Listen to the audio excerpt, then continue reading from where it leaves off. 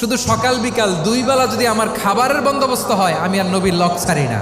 আমার আনসার সাহাবারা ক্ষেত খামারের কাজ করত, আমার মুহাজির সাহাবারা ব্যবসা করত, আর আমি নবীর সাথে সাথে থাকতাম। 5374টা হাদিস তিনি বর্ণনা করেছেন। সবচেয়ে বেশি হাদিস বর্ণনাকারী সাহাবী আবু হুরায়রা রাদিয়াল্লাহু তাআলা। বিড়ালের বাবা কি করতেন? খালি হাদিস মুখস্থ করতেন।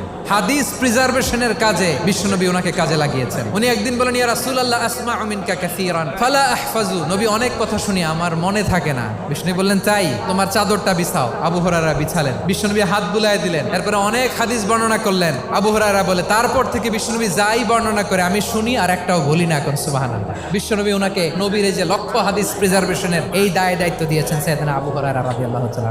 আপনারা কি খেয়াল করেছেন কত বড় চৌকস ট্যালেন্ট হান্টার ছিল আমার নবী? এক একজনের এক এক ট্যালেন্ট, এক একজনকে এক এক দায়িত্ব দিয়েছেন, এক একজনের প্রতিভাকে এক একভাবে বিকশিত হওয়ার সুযোগ দিয়েছেন। আওয়াজ করে বলেন ঠিক কি না?